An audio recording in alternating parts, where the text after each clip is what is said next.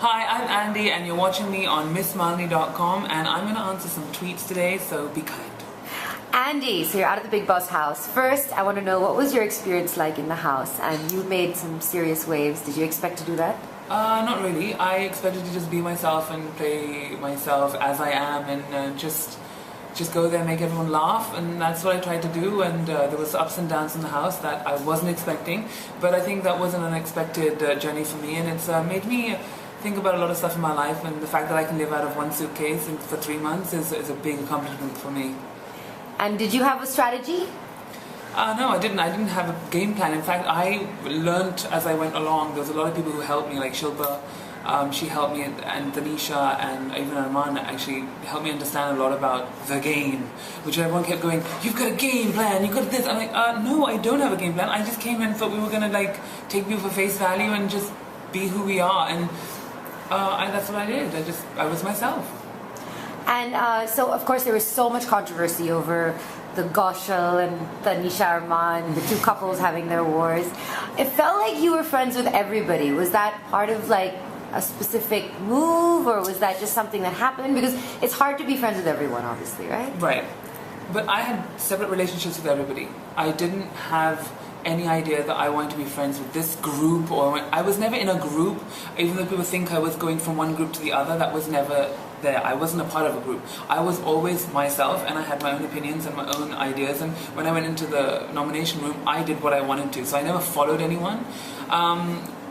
So therefore, for me, this groupism thing and going here and being friends with everyone, I had a very individual relationship with a lot of different people. With Kushal, with Gauhar, with Tanisha, with Arman. I have 4 different relationships with 4 of those people.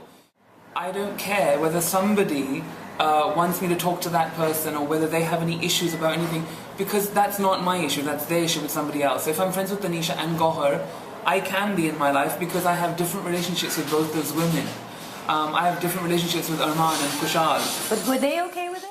Because I'm not sure if Well, I'll tell you what, when I was in the house, there was a few people who said to me, don't be friends with that person because you're friends with me. And I said to them, no, that's not going to work out with me. I'm going to be friends with who I want to be friends with, and if you guys have issues between yourselves, you got to sort that out, not me. And I didn't get involved with that. That's why I think a lot of the time, there was a lot of fingers being pointed at me, a lot of names being called, and a lot of victimizing going on in that house, because I think I was very sort of strong-headed, and I knew what I wanted to do, and I wasn't allowing anyone to lead me, and I think that was a big issue. And I remember turning on Big Boss and seeing this massive shouting match between you and Sangram. What happened, and did you guys sort that out? Yeah, it's sorted. It's sorted, and we're still friends, and in fact we're bros. Yeah, so I think with Sangram and it was very difficult because Sangram has this thing where he wants to look good and he wants to be the right one, be righteous all the time. And I don't believe that anyone can be righteous all the time. I made mistakes, and I say, hey, I made a mistake, I'm sorry. And you have to really say sorry from your heart and believe that you made a mistake. There's no point saying sorry when you don't actually believe you did anything wrong, because then there's no point. Then why did you say sorry? So this was my argument with Sangram, that don't apologize if you don't think you're wrong. And if you don't think you're wrong ever, that's wrong in my book. So that was what we were arguing about. And finally, because we are such good friends and because I understand him quite illicitly, so I can just go, I accept him for as he is, and that's why we're still friends. And I remember also seeing an episode where you were just joking with Ajaz about how he would look great as the rabbit from Alice in Wonderland, and that spiraled completely into another direction. And then from that moment onwards, I think Ajaz and you just really didn't see eye to eye. What was the issue? What do you think? I think this whole thing of us being pitted, Ajaz and me being pitted against each other as the entertainers, who's going to entertain more. And I was never in a competition with anyone, because if I'm an entertainer, that's because that's what my heart's telling me to do. I wasn't going, oh, I need to entertain, I need to talk to cameras, I need to play for the camera. I don't do that.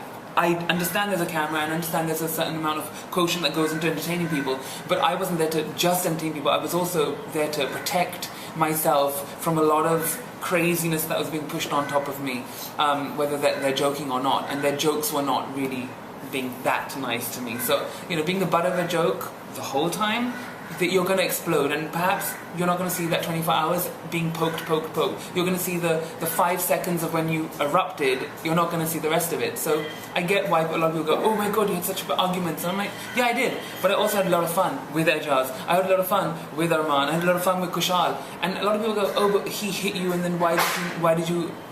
Because I learned to forget and forgive and move ahead with positivity. I think it's really important in my life. Same with Ejaz. I'm not holding a grudge against him. I'm still in touch with him outside of the house, and quite frankly, I don't think he's someone who's very, he's an entertainer as an actor. He needs to learn the script, he needs to get to know what he's doing, he plays a character. That's an actor, and he is an actor, and I don't know if he's good or bad because I haven't really seen his work, but he plays. So who's better entertainer? There is no one better, because we're both as good as each other, we're both as bad as each other, we're different, that's the difference.